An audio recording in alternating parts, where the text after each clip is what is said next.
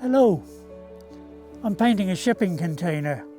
I'm in Bushmills, which is on the north coast of Northern Ireland, and the volunteers asked me if I could paint a shipping container. After some discussion over tea and scones, they decided in the end that they would like the main landmarks in Bushmills, such as the clock tower or the old bank house. I eventually came up with this scale sketch. They all agreed, so the next job was to draw a 1 centimetre to the foot grid. Then to laboriously transfer those outlines onto the side of the container. The colours in this drawing are just to separate the buildings. Did you know you only need 4 colours to draw a map, and none of those 4 colours need touch the same colour again? Okay, let's talk about this painting. When I first looked at this container, I realised that there's so much interest either side, it definitely needs a frame of some sort. So I painted a very simple frame. Simple because I wanted to say I'm a frame. And so I didn't put any detail in. I painted brown trees. There's no such thing as a brown tree in the United Kingdom. They're all grey or off grey. I painted the foliage. If you're painting a tree, always leave a few holes for the birdies to fly through. Okay? And at the top, I painted some random light coloured leaves. The problem is random. I can't paint random. I end up with them all too regimented, but I've tried with this. I think the barley needs an explanation. When I was talking to the master distiller of the Bushmills distillery, by the way, this land for the community garden was donated by the distillery. Anyway, the master distillery came to see this, and he told me how these work and who invented them even. And he said, I tell you what I would like. I'd like you to paint a field of barley in the background. Not a hope. So I painted this sheaf just to placate him. I want to tell you about this special yellow. It's called Naples yellow. If you're making green, you mix blue and yellow is one way of doing it. Now, black has a lot of blue in it. Manufacturers can't make black, so there's a bit of blue in the black colour. And you put black and yellow together, you get green again. But with this Naples yellow, you can add black to it and it won't turn green. And that's why I painted this barley with Naples yellow, because I could use black in it down there and it doesn't turn green. I love Naples yellow. Right, let's start talking about the painting itself. I'll start over here with the clock tower. In Bushmills, there is a clock tower like that. It's made of basalt. The problem with basalt, that's the stuff Giant's Causeway is made of. And the trouble with basalt is it's boring. So the builders of this tower put a circle of little yellow stones around to decorate it. If you want something to look slightly in the distance, the way to do it, one way, my way, is to put a slight mist over it And that's what I've done here, so that it recedes in the distance. And I've done the same with the drying towers at the distillery. Here again, I've put a slight mist over these drying towers to recede it. I'll tell you something else I often do. You don't have to follow any of this, by the way, but it's how I attacked this problem. I like to paint in a quiet area. Here's a quiet area. Gives the eye a rest. And there's another quiet area over here, below the drying towers. And talking about that misting, I did a bit of misting too over the river, so that it sort of disappears behind the frame. So that's the clock tower. My mantra in painting, any landscaping, is make it interesting. If you have a big wall, you paint a big wall, but you paint a door in it. If you have a door is more interesting if it's half open rather than shut.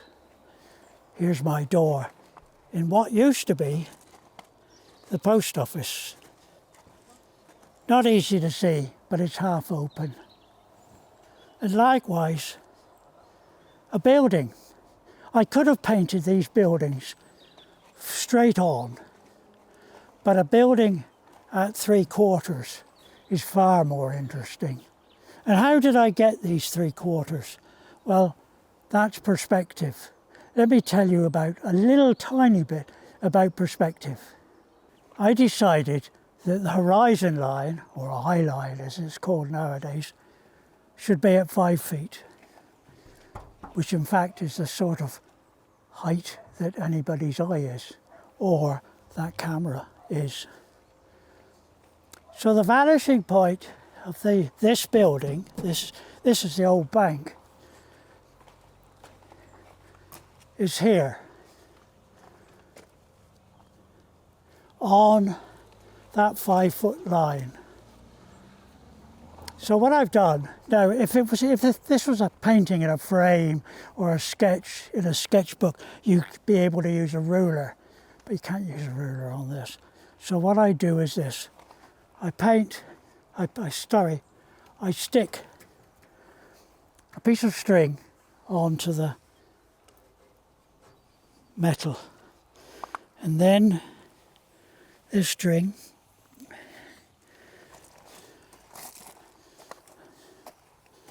I put out, and if you look, you'll see that if you constructed that line, it would go to that vanishing point. Likewise, say, the windowsills or the balcony. Hey, let me tell you about the balcony. I'm old. My hand is shaky. My feet are shaky to see. I'm moving about. Right, that is a mall stick.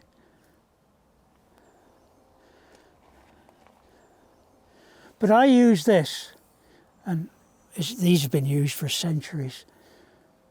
Because of my shaky hand, I can use it to rest on the container, in this case, hold the brush in the other hand and rest on there, and then I can paint the balcony. There's a little chair behind that balcony, but you can't see it. It's too much detail, so I'm probably going to remove that. Right, I'll use this from now on. Makes a nice pointing stick. Your friend in painting is the sun, and you're God when you're making a painting, because you can decide where the sun's going to be. And I decided the sun is going to be up there looking down onto the front of all these buildings. because that means I can have shadow. Here's the old courthouse, and there is a lovely shadow, which then brings that part of the building forward. There are two types of shadow. There's the dark shadow, and there's also the cast shadow. And the beauty of the cast shadow is that it shows what it's falling across. Let me show you. The washing line, everybody loves this washing line, by the way. That pole there is casting that shadow, but that shadow comes along and then drops down and then goes along the path, so that subconsciously the viewer knows that that's a path and that's the lawn. I had some fun with these pink stockings. I try and get a bit of humour in a painting. And I put really dark background so that those stockings appear out. Incidentally, if you want to show distance, overlaps is another way. Let's show you. That wall is in front of that privy. That's his outside toilet, which in turn is outside that washing line, which in turn is outside the lawn behind the courthouse. And in order to show it's the courthouse, by the way, I put iron bars in the windows. I don't know if they had iron bars, but I'm sure they did to stop the baddies escaping. There are two types of light, just as there is two types of shadow. There's light and there is reflected light. Let me show you reflected light. That house there is painted nice and white. So the wall round the side, we assume, is nice and white, so that the sun is hitting that wall and reflecting on that wall of the courthouse. So you've got a slightly white bit there. I had some fun with this little cottage, imagining the man who lived in it. Would he have had a lawn? No, he wouldn't have had a lawn. A lawn's too posh for he. More importantly, he was probably going spuds. So I painted spuds growing there. But it was too detailed. There was too much detail in it. So I've given him a lawn, whether he likes it or not. And if you go very closely in, you'll see that he has a bit of causeway stone outside of his back door. And a Bushmills barrel, like that one. He didn't have much money, so he wouldn't have had big panes of glass for in the window. Small glasses in the window. Right, on we go to my problem. That is my problem. That used to be the cider press. Gone now. And there was a chimney. But in order to show the chimney and the light bit of the chimney, I put that dark colour in, which is not right because the sun's up there, so it wouldn't be dark behind that chimney. But nevertheless, I put it in. But it's still a mess. You can't tell there's a chimney there, and I've got to fix that, as I have to fix several other things. Let's talk about the old bank. That used to be the old bank. And I mentioned before, basalt is boring. So obviously the architects who built this, was 200 or 300 years old, that building, put in these red bricks all the way around. And the other thing when painting anything, is texture. You need to have changes so that it makes it interesting. So you've got the ivy, which is one texture, and you've got the basalt, which is another texture. And down here, if you want to show something prominent compared to its background, one of my tricks, and all this is tricks really. People say to me, oh, it must be wonderful to have a gift. I've got no gift. What I've got is 70 years of making mistakes and trying it again and trying it again. I do have a gift, and that is to keep going when I'm painting and it all goes wrong. So, trick of mine, if you want to make something prominent, mist the back behind it. And that's what I've done with the parapet of this bridge. Slight mist there. I didn't have to put mist down here because of the green lawn belonging to that house. That's the bank house, so they would have had a bit of money, so they would have had a lawn. Those are molehills, by the way. There's no moles in Northern Ireland, but I put a few holes there.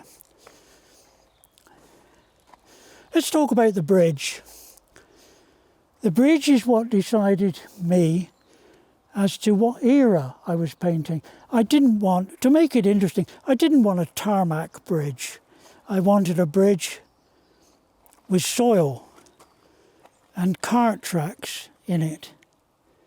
So, what the bridge, untarmacked, the courthouse in use, the watermill in use, puts this painting at about the late 1800s.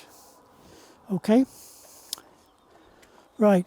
We'll talk more about the bridge. I put in a bit of water here because it's going to be mucky. There's going to be more stones painted in there. And a little trick I do, a bit of greenery hanging over the bridge. The greenery that's on the stonework has a shadow, but the greenery which is hanging over the arch has no shadow. And that, subconsciously for the viewer, shows that that is hanging down over the arch. That's my favourite bit of this painting. Oh, I forgot. The cast shadow, which shows the ground. There's the cast shadow of that building. And you see it's all lumpy because the ground is lumpy. My favourite bit sums up this painting, to be honest. That's the steps down to the lawn. You've got the bridge. You've got the cast shadow of the bridge on the steps.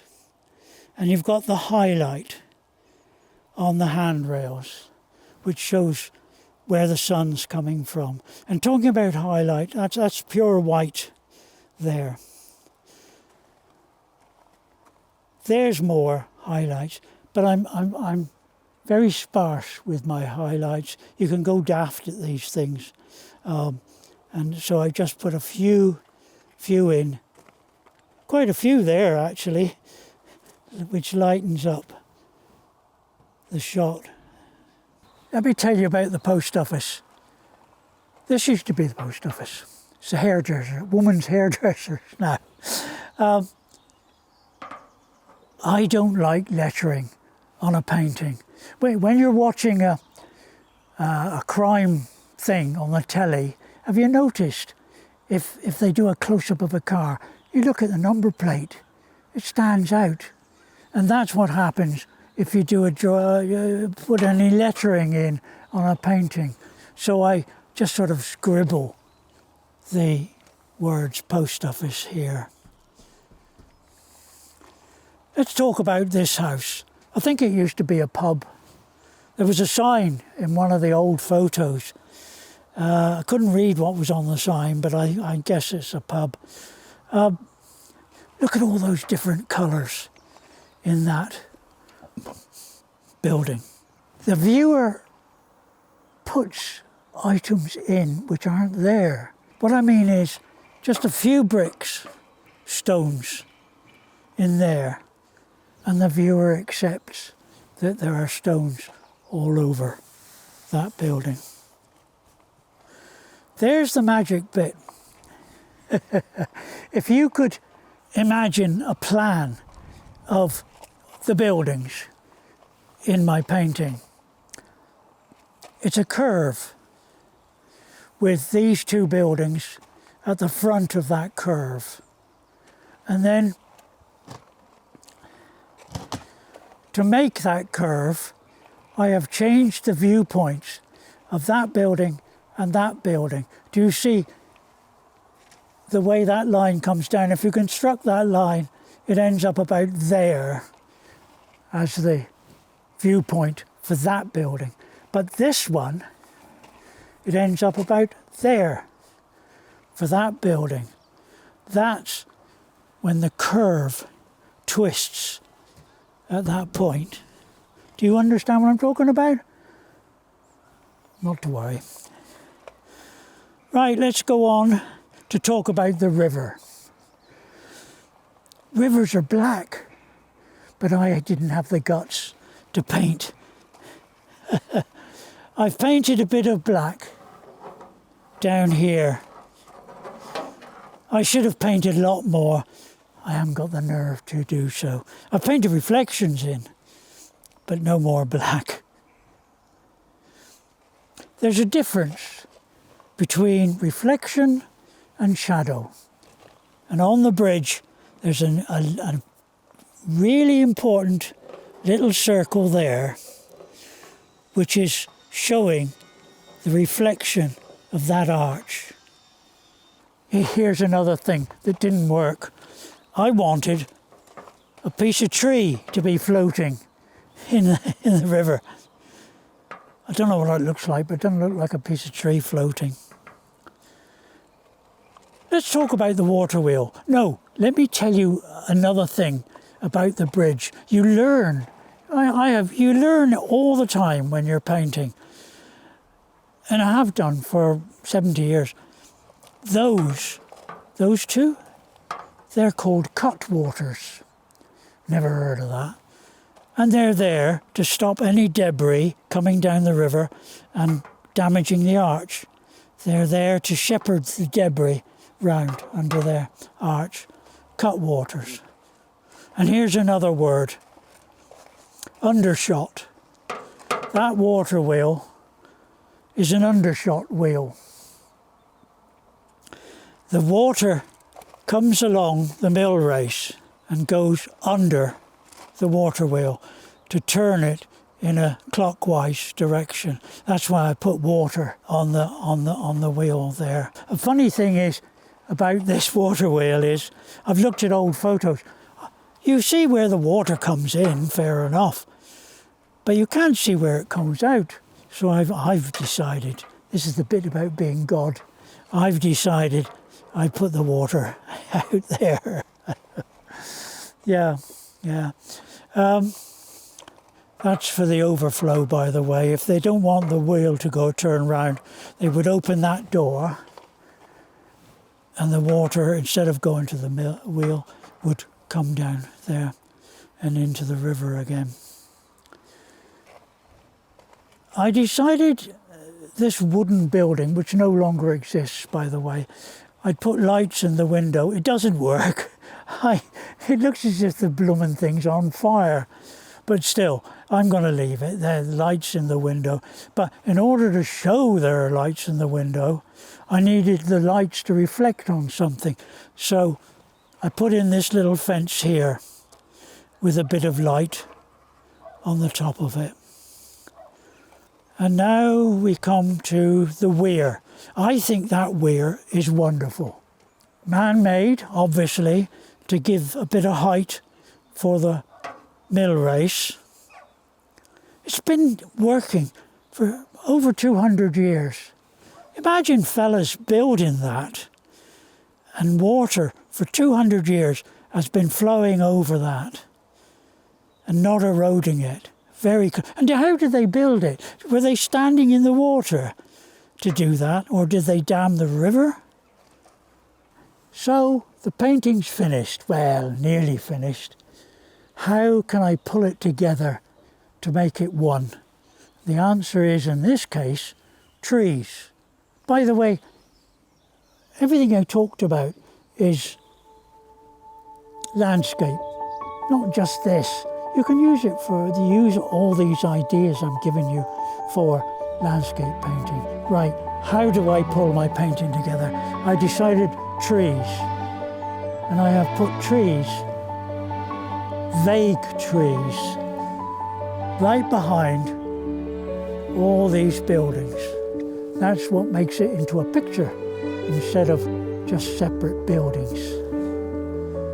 I think that's it, but I'll tell you what I'm going to do. Sign me picture.